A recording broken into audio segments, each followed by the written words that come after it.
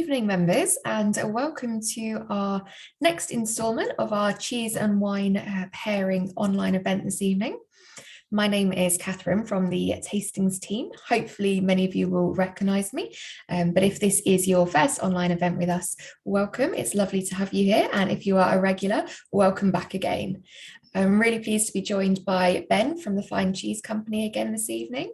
And also we've got Anna from the tastings team behind the scenes as well, who will be doing the slide sharing and all the technical bits and pieces. So if you are having any problems with anything sort of like hearing us, or you can't access any of the slides or the Q&A or the chat, you can either direct her a message using tastings team in the chat, or you can drop us an email at tastings@thewinesociety.com and she'll be able to help you. Now, it looks like there are some things in the chat already, which is great. So we would love you to pop in where you are, what you're drinking, what you think of the pairings, if you have the cheeses and wines with you this evening and are tasting along with us.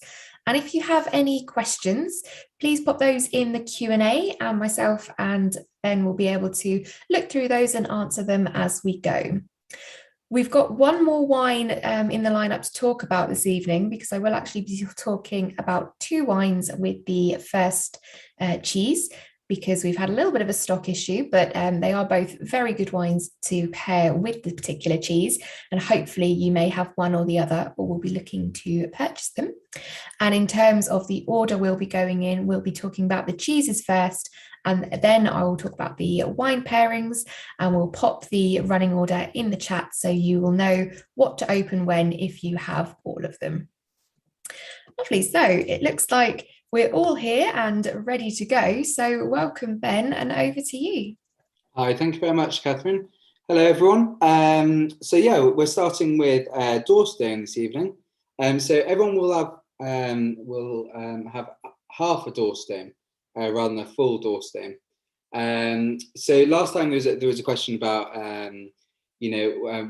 the pricing and how we structure that, and also the sizes of the cheese.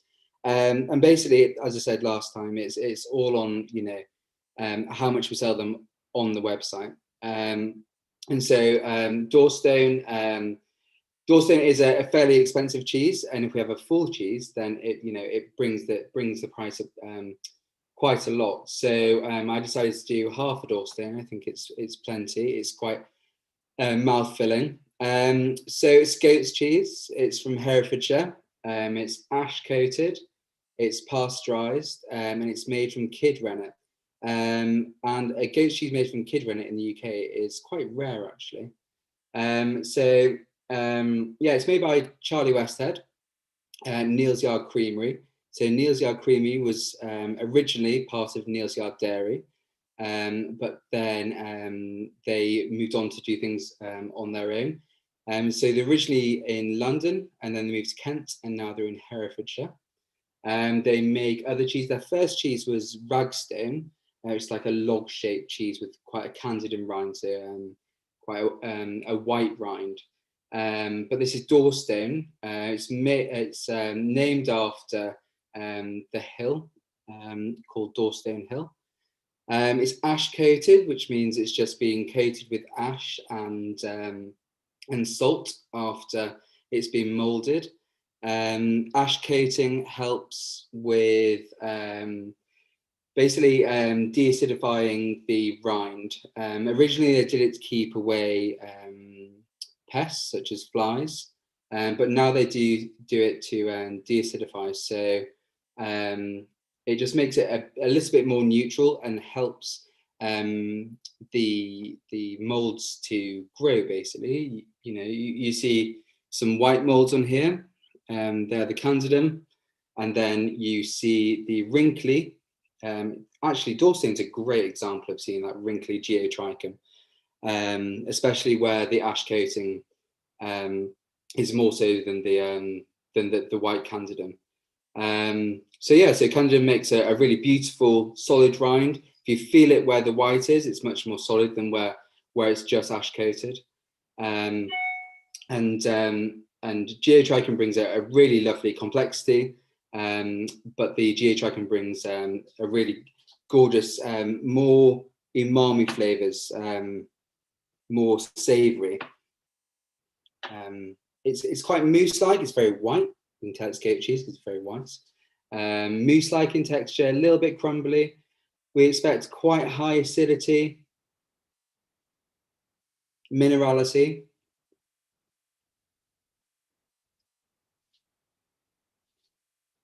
It sits in your palate really well, coats your mouth. A little bit of citrus, really fresh. The rind is still sticking to the paste, so we know it's been matured really well. Yeah, just a really beautiful example of a great Loire Valley style goat's cheese. What do you think, Catherine? It's lovely.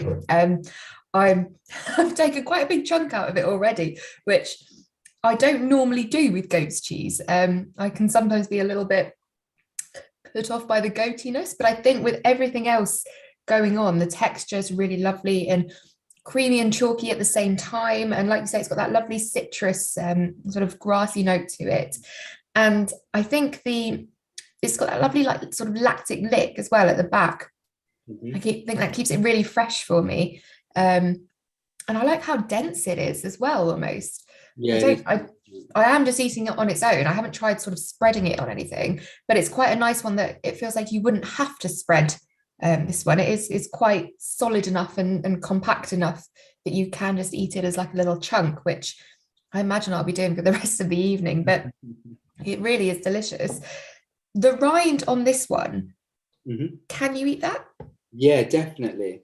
So in fact, I mean, you can basically eat the rind on most cheeses. If you think about the cheddar that we have third, you know, you can try the rind, it won't do you any harm, but it might not be that tasty.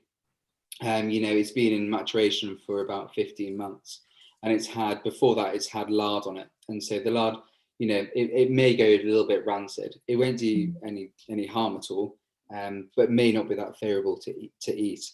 But definitely on this goat cheese, you should definitely eat the rind. It just gives more complexity to the cheese. You know, it gives a bit of bitterness, a bit of ammonia, which you want. Just brings it a different element to the cheese. Yeah, it does. And then when you have it, that extra complexity and the bitterness with the wine is really nice, and it brings out a bit more of the fruit there. It looks like we've got some members loving it already. Yeah, Ian, it's not often you can eat it straight without a cracker. I mean, I'm making a good job here, and Frank, I agree, it is lovely and creamy. The first wine that I've paired with this one, which hopefully some of you have, you may not have had this one because it went out very, very quickly, is the Eruzione. It's the 1614 Carricante. So this is an Italian white. And actually, you were mentioning, obviously, it's quite a typical Loire style goat's cheese. And we have got a Loire wine as well as the alternative, which I'll talk about in a moment. But I did want to go for something a little bit different, but still has some really lovely flavours and characters that aren't that dissimilar to a Loire style Sauvignon, which I think the Carricante really does. So it's the Planeta Carricante, and the vines, as you can see, they're at the 800 meters. So that elevation means you get that really lovely acidity remaining in the wine. And this actually also has a tiny bit of Riesling in the blend as well. So it's predominantly Carricante, which is an indigenous grape to Sicily. But the little bit of Riesling that is in there as well offers a bit more of an aromatic quality and just lifts it slightly. So as well as having that lovely green fruit, the sort of green apple and pear and lemon, you've also got a lovely sort of a bit more of a blossomy floral from the Riesling in the blend as well.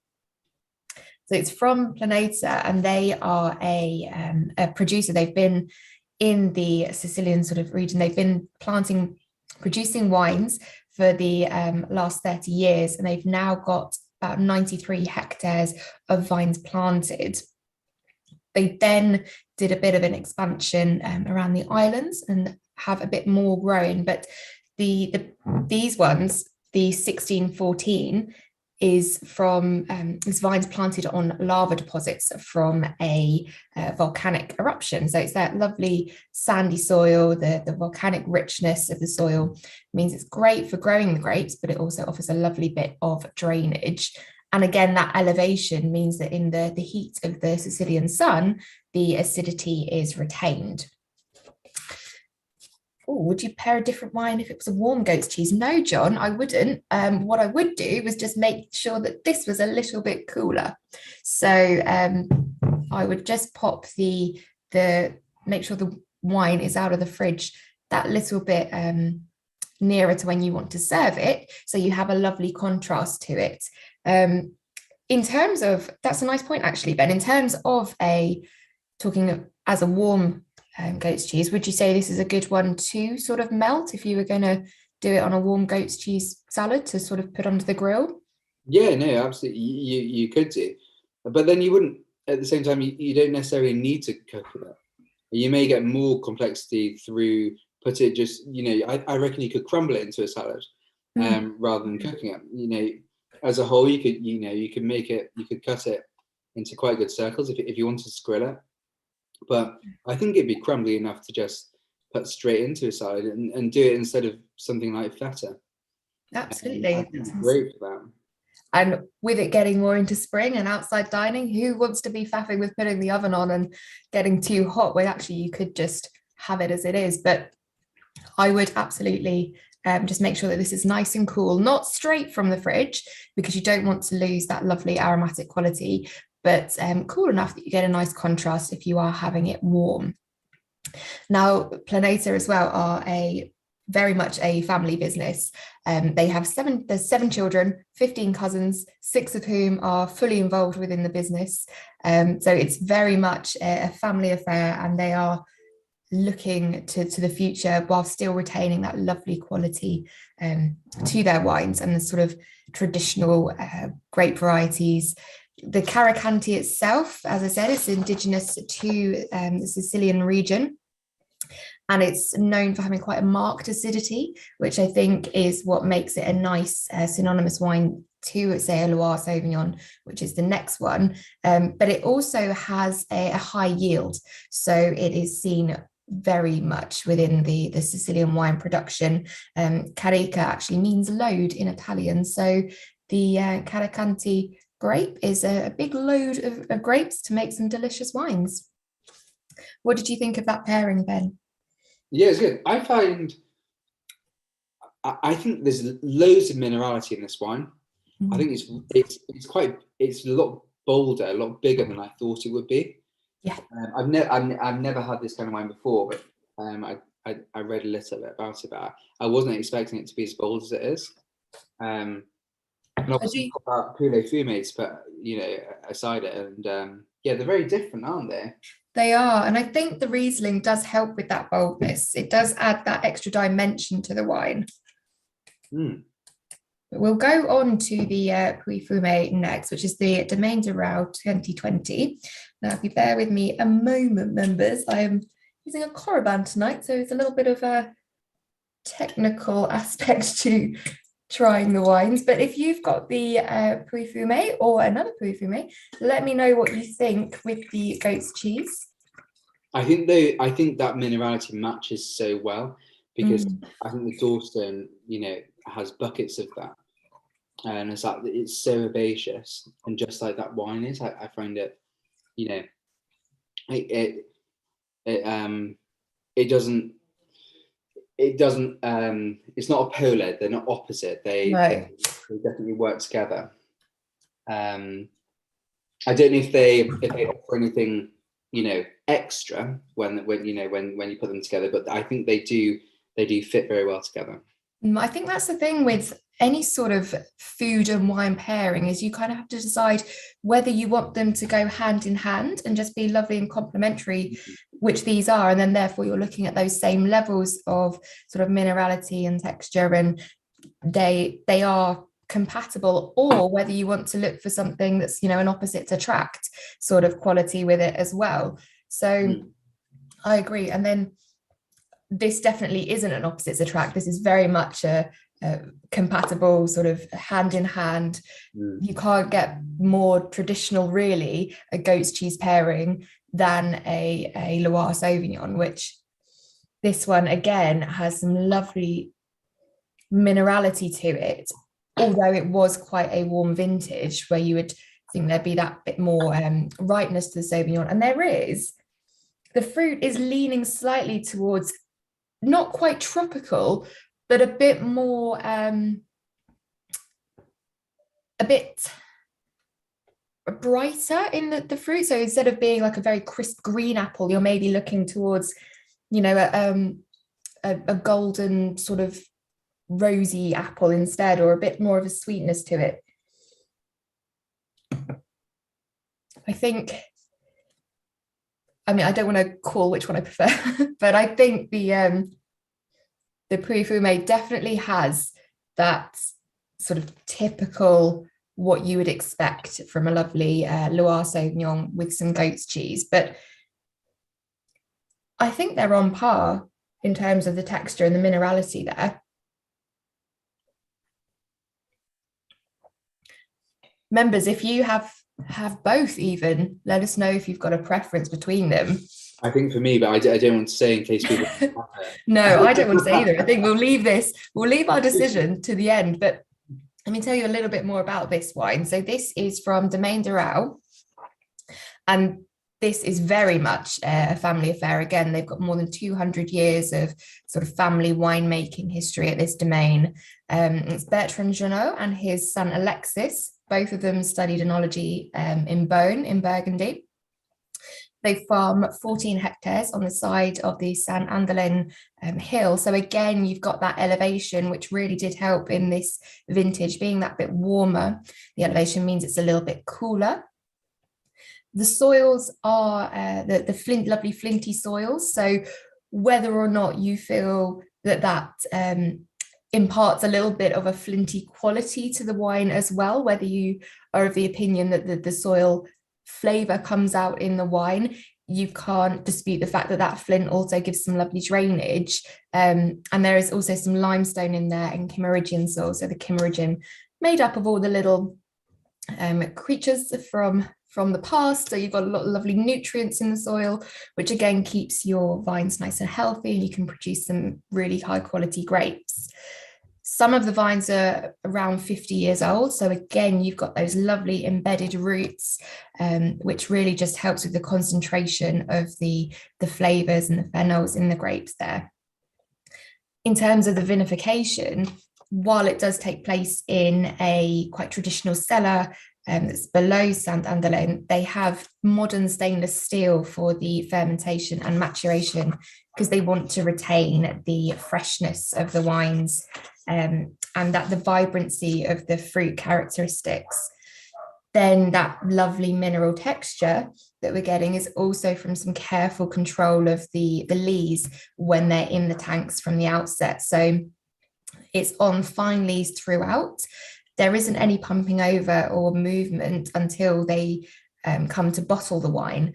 So that not only preserves the fruit and reduces oxidation, but it also means that they don't need to use excessive sulfur dioxide when they're bottling. So again, you're getting that lovely, fresh, clean quality of the wine from the outset once you've opened it. So Roger and Jean are saying the Carricante is perfect. I don't want to say, but maybe. But maybe the Pouilly-Fumé is as well for you. Maybe that's the one that's perfect. I think they are different wines, but they've got enough of a similarity that they are interchangeable as a pairing, I think, with this. Yeah, they do different things with the cheese, don't they? And they do the cheese is different things with the wine. I think with the Pouilly-Fumé, perhaps for me, more of the fruitiness of the cheese is coming out, and it feels a little creamier, whereas the chalky texture feels a bit more pronounced when pairing it with the Carricante. Okay. Enjoy. Now, the next pairing, we are going into a red. So if you've got some water, maybe have that to hand for after this next pairing, because we're going to do the Fleurie and the Robiola next. And then I'll explain why we've paired it that way when we get on to the third wine. But Ben, back to you for the Robiola. Yeah, that was bold, going for Fleurie next. But yeah, the next cheese is Robiola. So you have a whole square of Robiola. So it's made in northern Italy.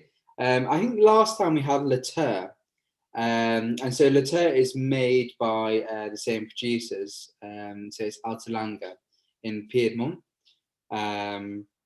So I said last time, but for those of you that weren't here last time, I mentioned about cooperatives, and especially in Italy and in France and generally in Europe, they cheese making cooperatives.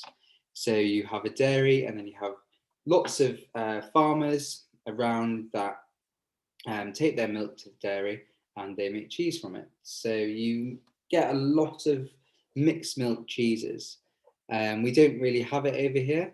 In fact, I can't think of any mixed milk cheese that we have in the UK.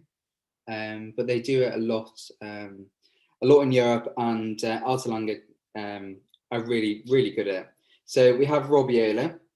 So Robiola is mostly sheep's milk, but there's a little bit of cow's milk in there too.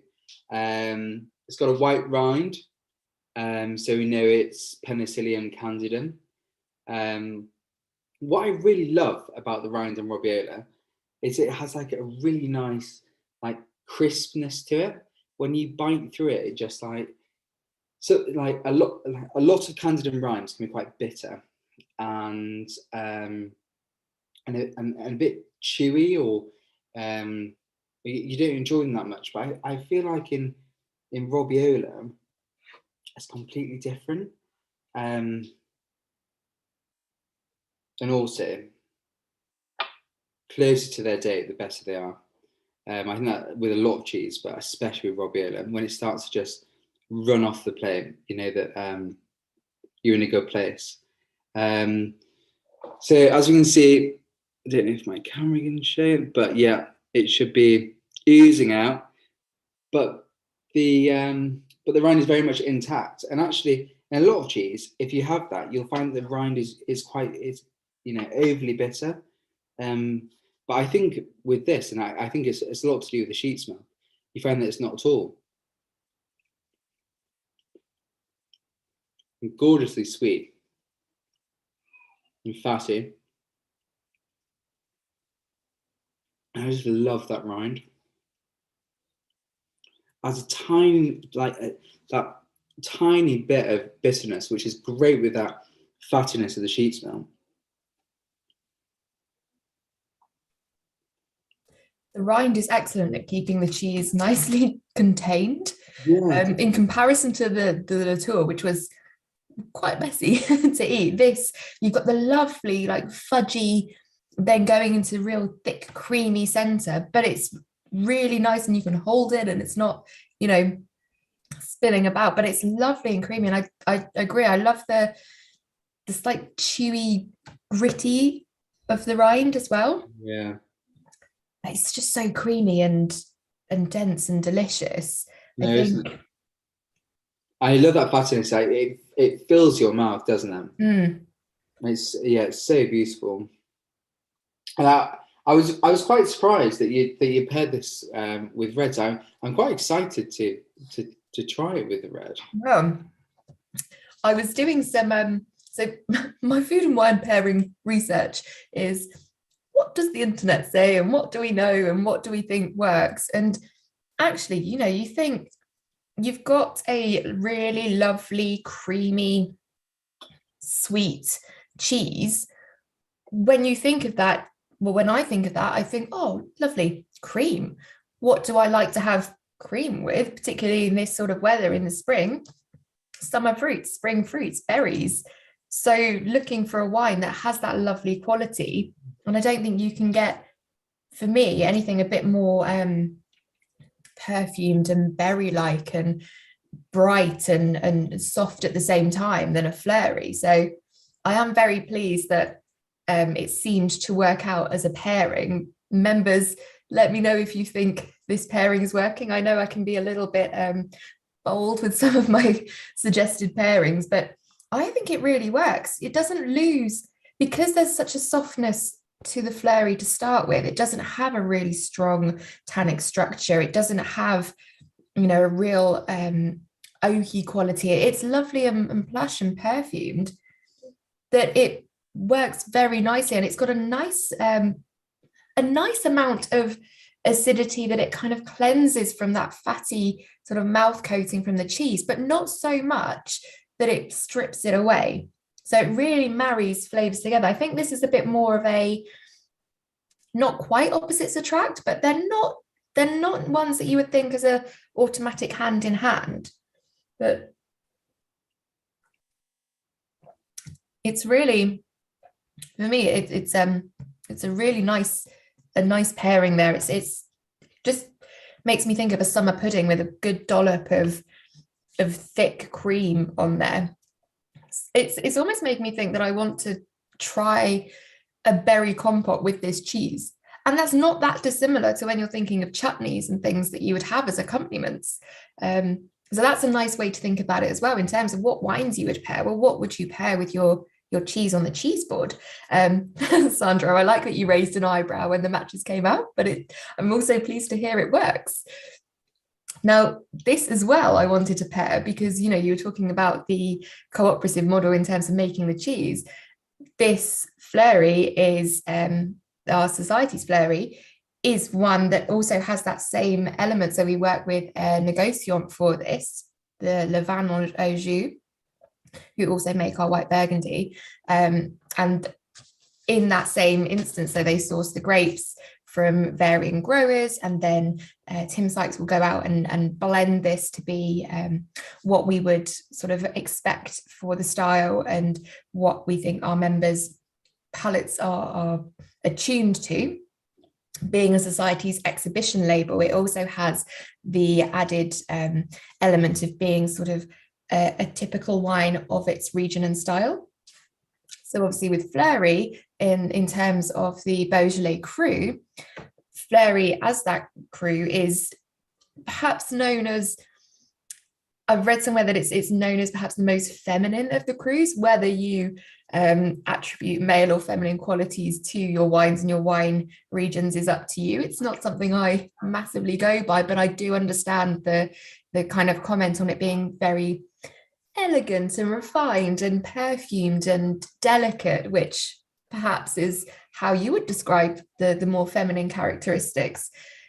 That impart that beautiful bright fruit and the perfumed almost bit of rose and violets comes from the region it's grown in. So it's got some lovely lush greenness and then really good pink granite soil. So again, you've got nice drainage. It's also retaining warmth, and it means that the wines are produced, the grapes, are at their their ripest and really bursting with flavor, which I think really does come across in this example of a Fleurie. It's lovely and plush and juicy fruit, but also has that elegance. It's not gone on to a cordial type style of wine, which you perhaps would find with if Gamay is used in other regions or in other climates. So the coolness does mean you've got that lovely freshness and brightness too. So I'm pleased to hear it seems to be going down well, and I've not put anyone off, but I would suggest before we go on to the next pairing to have a bit of a sip of water if you've got one to hand before we go next. And then after Ben has spoken about the cheddar, I will talk about why I've paired it in this order. I think that's super interesting. Really good job with that one. Thank you. I was not expecting that at all. But when you talk about it and you say, you think about that like fruit compote, and you have that with, a double cream, or you have your strawberries, or you have your fruit, or whatever you're having. It completely makes sense. So no, yeah, good on. No, I think that was really good. Thanks. So next cheese is Pitchfork. So pretty obvious. It's our cheddar. So Pitchfork is made in Somerset. So all of our farmhouse cheddar has to be made in Somerset. It has to be raw milk. It has to be made with traditional rennet. It has to be cloth bound. And it has to be made from animals that graze on the land that the cheese is made on, plus loads of other things, but they're the main ones. So Pitchfork is made by the Trethowan brothers, Todd and Morgan. They originally made Gorwith Caerphilly in West Wales, and then they moved over to just outside Weston-super-Mare about 6 years ago. And they were only making Gorwith Caerphilly when they first came over, but because they were in Somerset, they thought, why not make some cheddar? They're on an organic farm owned by the Meads, and the Meads also own Yew Valley. So it's the same family. So it's all their own farm. They just have lots of farms over Somerset and a bit in Dorset. So they're on the farm. They don't farm themselves. They're just very much cheesemakers. They're quite a comedy duo actually. But they do make some really fab cheese, and actually their head cheesemaker is called Ben Ticehurst, and he has worked for the company that I work for. They make an amazing cheddar, and they came, I think, top 10 in the World Cheese Awards in the last 2 years, or last year and 2 years before that, for both their Pitchfork and their Gorwith Caerphilly, which is pretty impressive. I select all of our Pitchfork, so I select all of our raw milk cheese, our raw hard raw milk cheese. So I look for real savoury notes in Pitchfork. I think for people that haven't been on this call before as well, cheddar and cheddaring, I'm just going to mention that really briefly. So cheddaring is the process of taking more whey out of your curd. So once you've cut all your curd and then you're putting them together in the vat, you then have these probably 30 centimetres by 30 centimetre piece of curd, and then you're putting them on top of each other, and the weight is draining more whey out, and then you're turning them, which is bringing more whey, and that whole process is cheddaring, and that's why we call it cheddar, not because it was originally from cheddar or cheddar gorge or anything like that, but it's the process.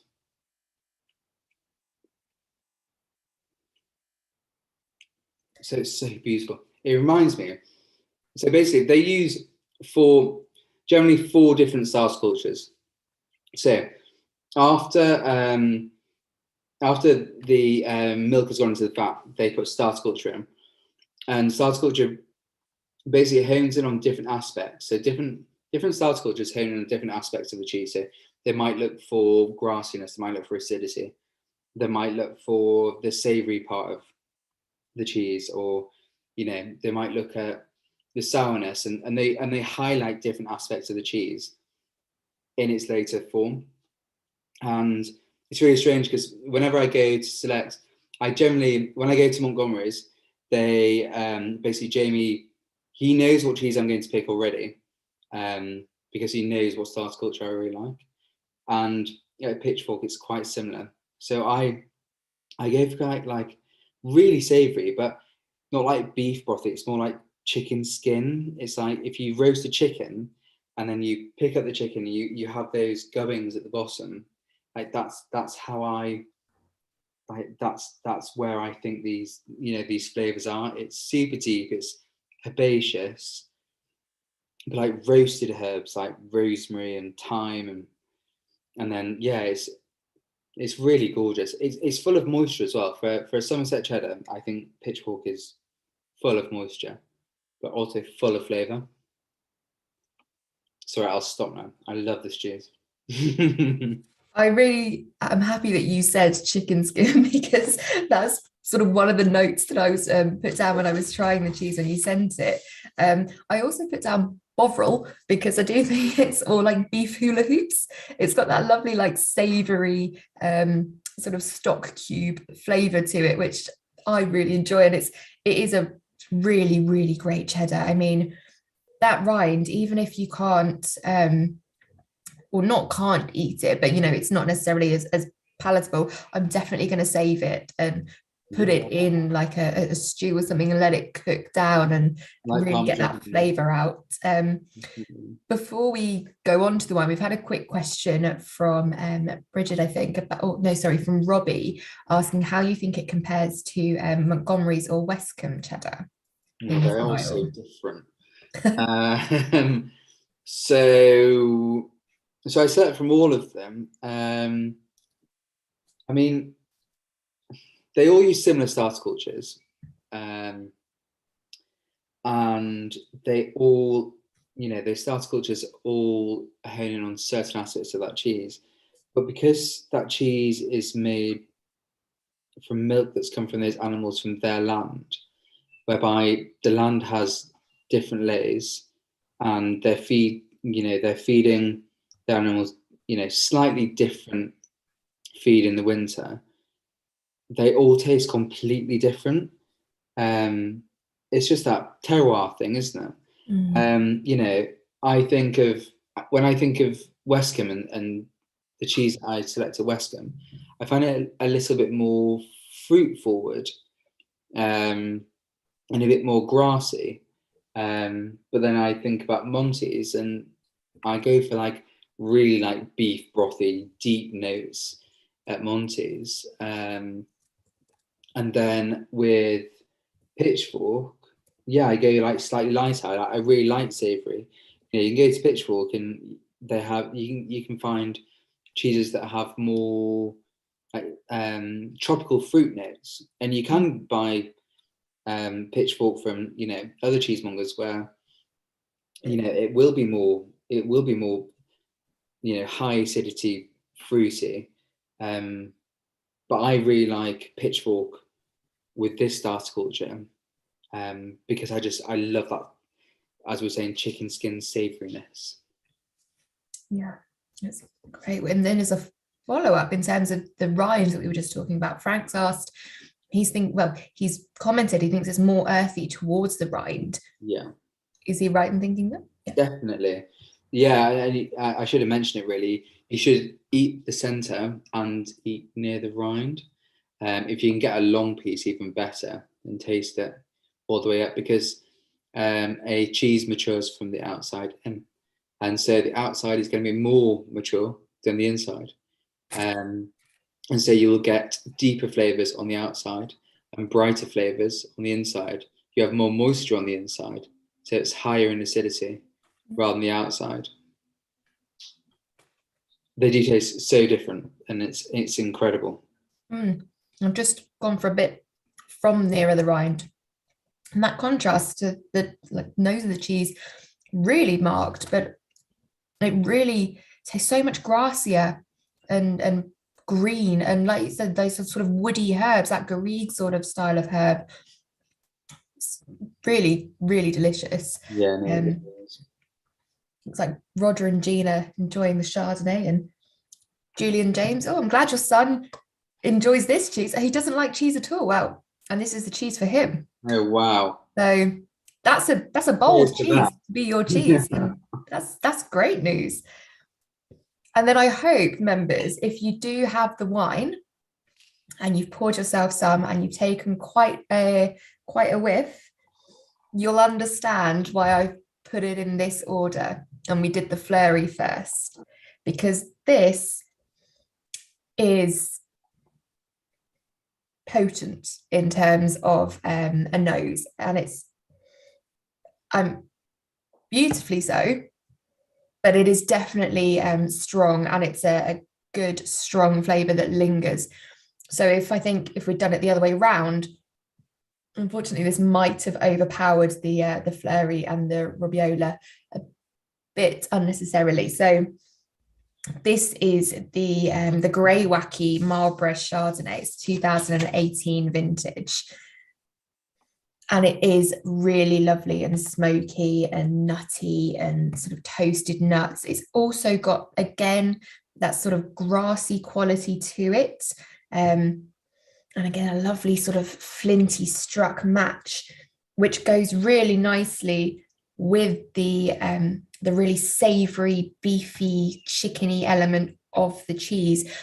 I always find that one of my own personal sort of tasting notes that I always make against an oaky Chardonnay is chicken skin, like crispy chicken skin. So again, to look for those similar sort of flavor profiles in terms of the pairing and have it sort of go a little bit more hand in hand, or at least walking alongside each other.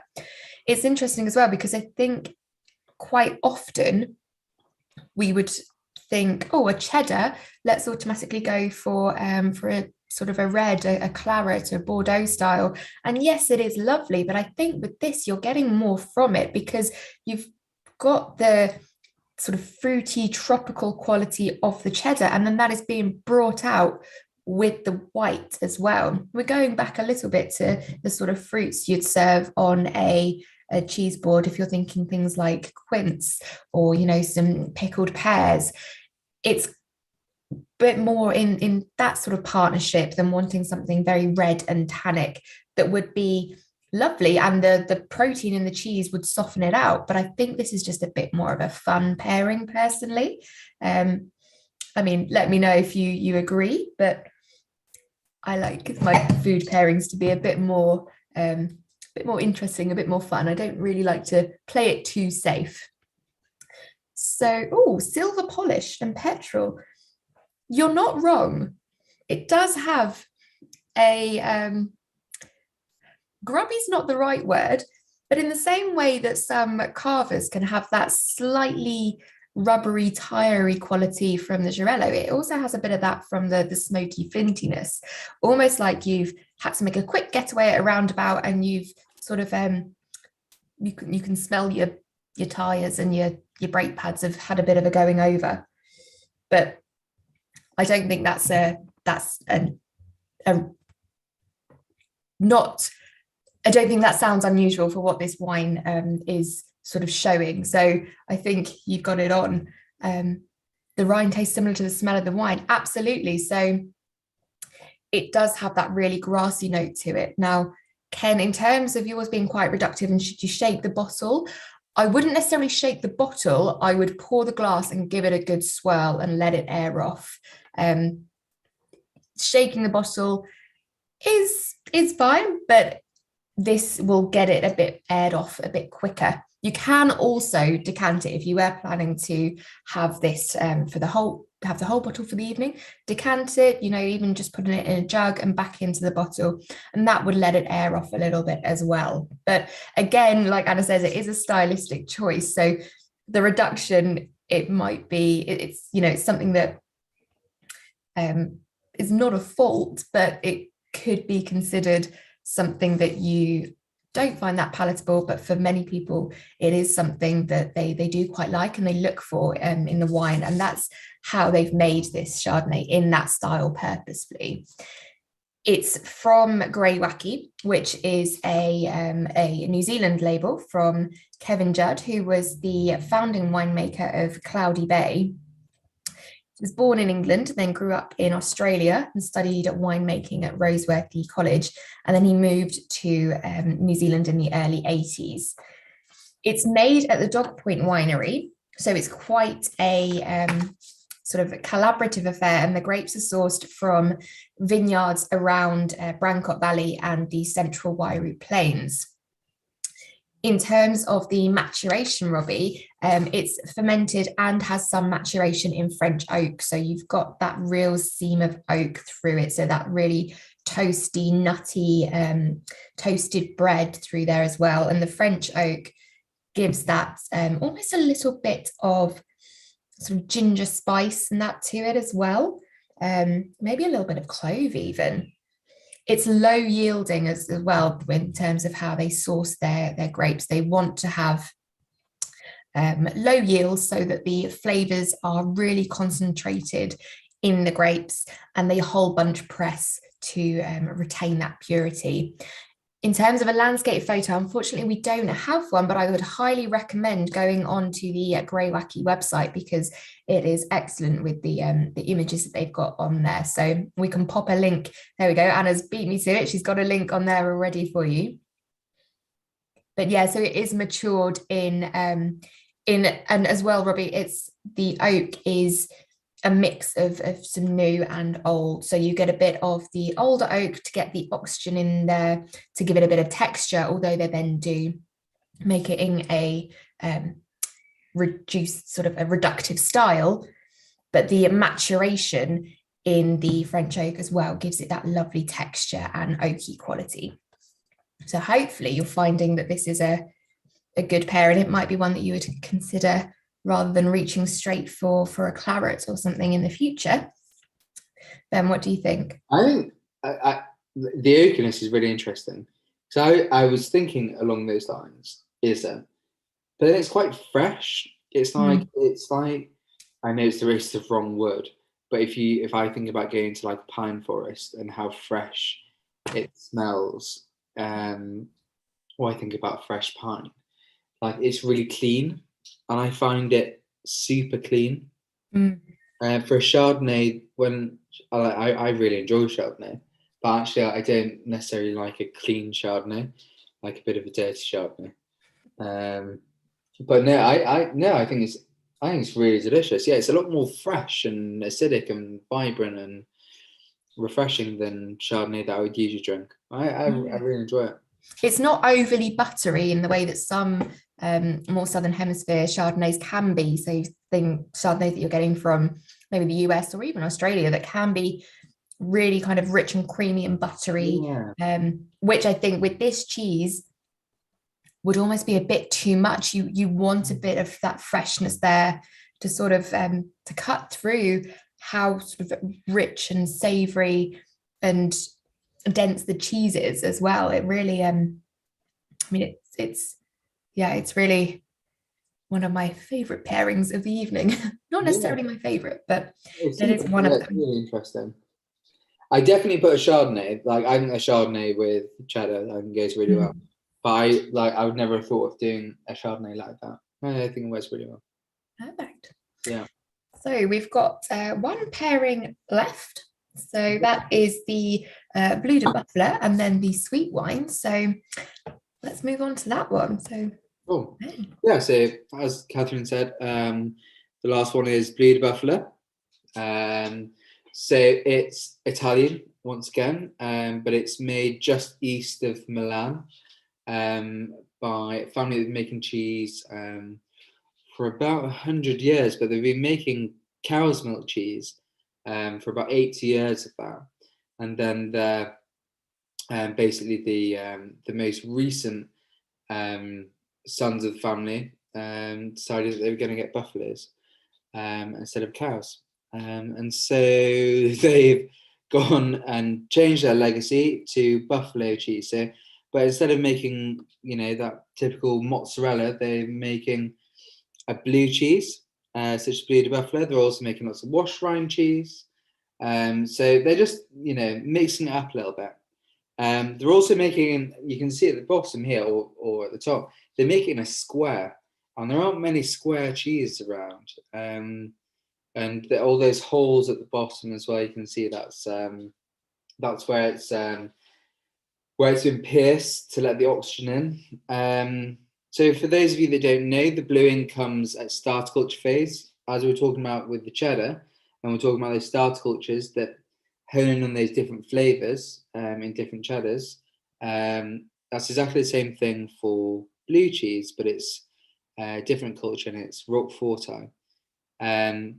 So they put Roqueforti in at starter culture phase, and then, as you saw on that cheese, those holes at the top, it starts to blossom, once they introduce oxygen into the cheese.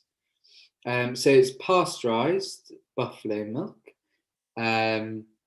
It is traditional rennet, which is really unusual. I mean, it's unusual to have a blue buffalo cheese anyway, but then having traditional rennet is very unusual. It's got natural rind, so it means that it has been matured not in foil or in plasticoat or in fat pack. So it's got nice rinds on it. Doesn't ingress too much into the cheese, so you're not going to taste too much into the cheese. We expect with buffalo milk it's going to be high fat content. It's going to be fairly sweet. It's going to be milky. But actually, the pepperiness from the Roqueforti comes through really well on that too. I'd maybe try the rind on this. It's quite perfumed.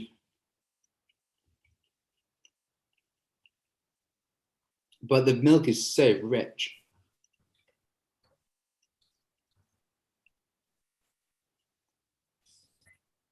Oh, yeah, definitely advise you. Sorry, Catherine. I was gonna say, it's not it's definitely blue, but it's quite delicate as well. It's not, I think for me, the balance between sort of the blue and then the rest of the cheese, there's that really lovely sort of dense, creamy aspect to it. Mm. Is it like the fattiness, yeah. And it's very well, in terms of sort of buffalo cheese, the only other one that I've actually had is sort of like a buffalo mozzarella. So again, that's sort of the richness and the denseness and the creaminess of that is similar to sort of what I'm getting here in that really sort of luscious quality of it. In terms of sort of buffalo milk, that is that it is higher in fat, it is higher in cream, or is that just how they make the cheese that you get more of that quality? It's higher than cow and goat, but sheep's milk is higher in fat and protein than buffalo's milk, but it's still quite it's quite high. And you think of the yield of a buffalo is a lot larger than sheep too. Absolutely, it's really, really delicious. It's so interesting, isn't it? I'm glad you suggested it. It's not one that I would have kind of considered before, and I think it's really it's really interesting. It's really nice. Yeah, because we don't do anything like this. You know, there is a couple of buffalo mozzarella producers now in the UK, but you know, buffalo blue, like we don't do anything like this, right? I think it's super interesting having that milk and the texture that you get from that milk, and the flavors with that perfume blue, which is just fragrant. It's just beautifully fragrant.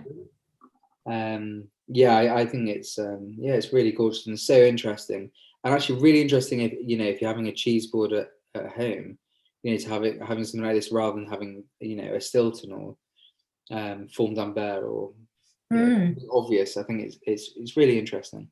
Yeah, I think this would probably be a very good entry to blue cheese if you weren't as au fait with your sort of blue cheeses in general. I think it's be a really nice one because you've got that distinctive blue taste, but everything else around it makes it so palatable and sort of accessible. It's really, really delicious. Yeah, cool. I haven't tasted the wine yet. Well, let me know what you think. Julie and James are saying that the cheese comes alive with the ballet. So hopefully, members, if you have the Ballet d'Octobre, you'll perhaps agree or perhaps not. Again, if you find any of these pairings aren't up your street, do let me know, because I like to hear, everyone's palates are different. I like to hear how things work for you or don't. But this wine is a late harvest ripening wine. So that's why it's got the sweetness. It's from the southwest of France, so down in the Jurançon. Domaine Cauhapé have 40 hectares in their estate, and they are a leading light in the appellation of Jurançon, which is, again, in the southwest. It lies in the foothills of the Pyrenees, and although it looks quite large on a map, again, unfortunately, we don't have one to hand, but I will hopefully send you one in the follow-up email tomorrow. The area under vine is actually pretty tiny, and Domaine Cauhapé is one of the more sizable domains there. So they really do quite a lot for the region. In terms of the grape varieties, it's Gros Manseng and Petit Manseng that dominate. This wine is 100% Petit Manseng, and that is a grape variety that it is naturally late ripening.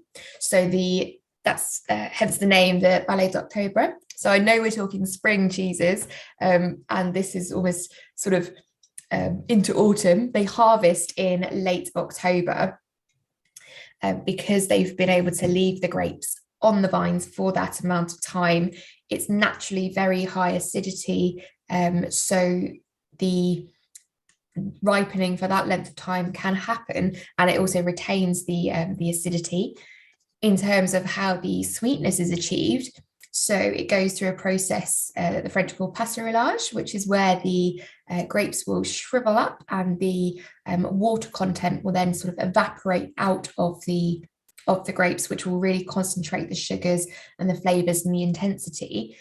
But dissimilar to a sauterne, these have very thick skins and the bunches are quite nice and loose, which means a lot of airflow can go through, so there isn't a risk of botrytis to them. So that's why you've got the lovely cleaner, bright fruit flavors, some really lovely sort of peach and nectarine, a little bit of sort of candied ginger, maybe some mandarin in there as well. And it really keeps that freshness, but also the sweetness where the water content is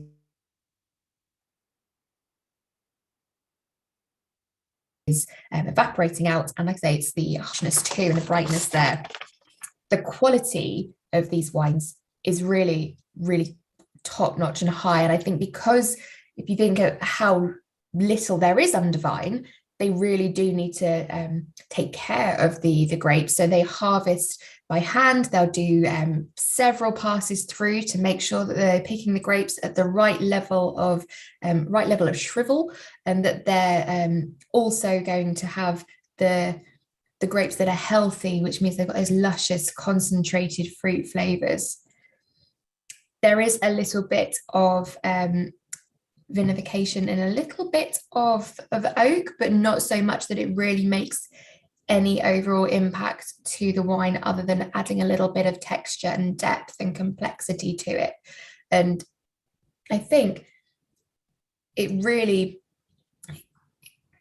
does come into its own with the cheese. It really brings out sort of the blue, but it's got that lovely plush fruity quality too, and it just keeps it nice and light. It's not overly cloying in the sweetness in the way that some sort of sauternes or other botrytized styles of sweet wines can be. It does keep it nice and delicate for the time of year that I'm, thinking and considering to have it for. So although it is late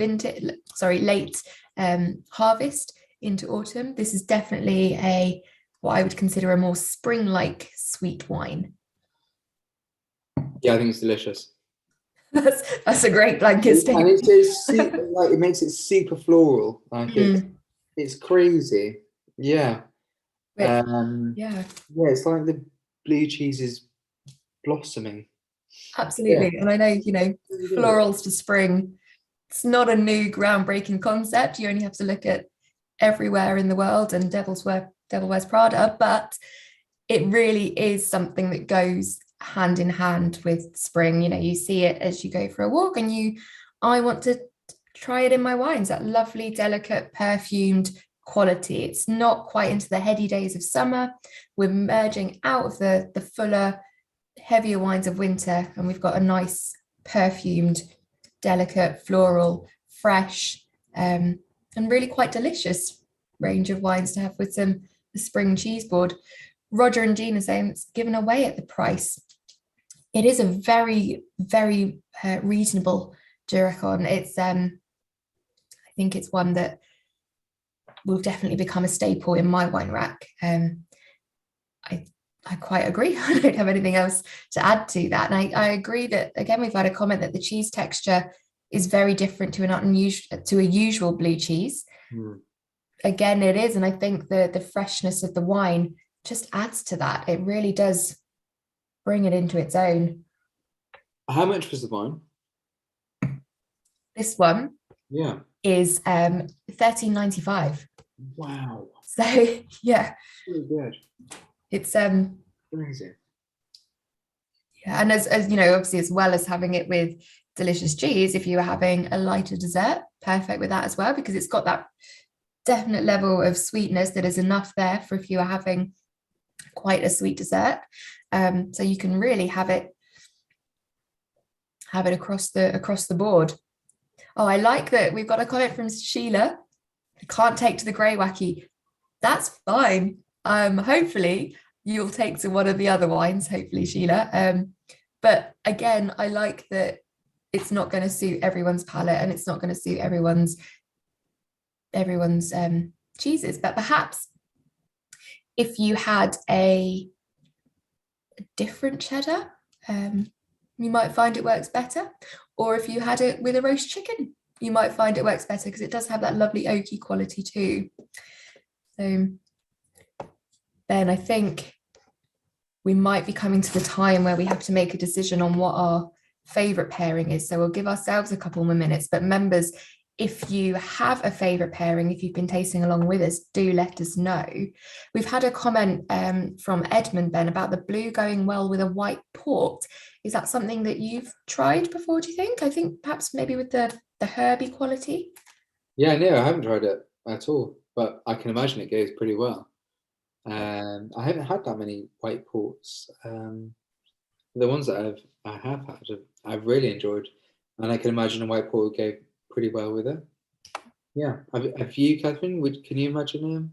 I think so. Yeah, because I think, you know, if you have I like to have sort of a white port and tonic, so you have that sort of bitterness from the quinine, which I think would go really nicely.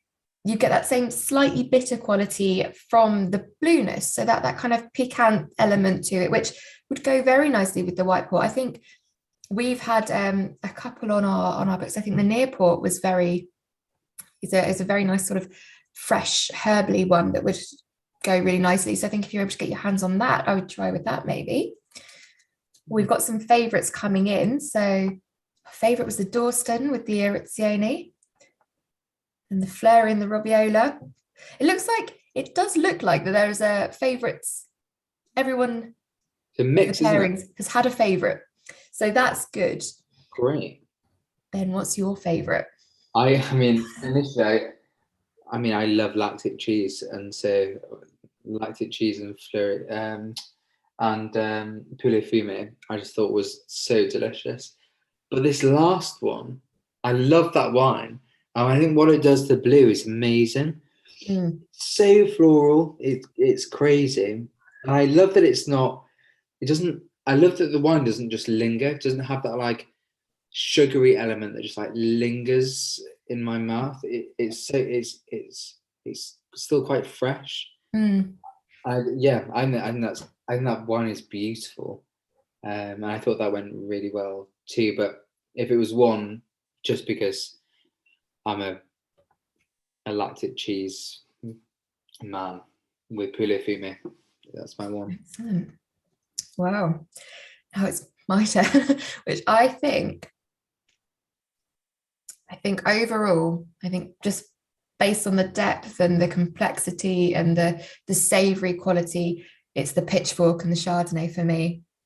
I think that's it's a pairing that even I wouldn't have expected to work as well as it does. But I just really love that richness, that savoury, that sort of chickeny skin. And yeah, that's my favourite one there. Now, members, I see there's a few comments about what we've got coming up. So we do have another one scheduled. So that will be back to Anna with you, Ben, and that is on the 29th of June. I think we might have popped a link in the comments, and that will be on French cheeses. So Anna and Ben will be working away to make those pairings, and we'll be letting you know in the coming weeks what those will be.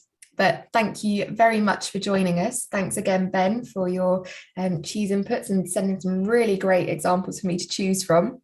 Thank you, Anna, for all of your sharing behind the scenes. And thanks again, members, for joining us. It's been great to have you here. Yes, we will do a poll next time. That's a great idea, because then we can see exactly which one is the winner. But thanks again, and cheers. Cheers. Thank you.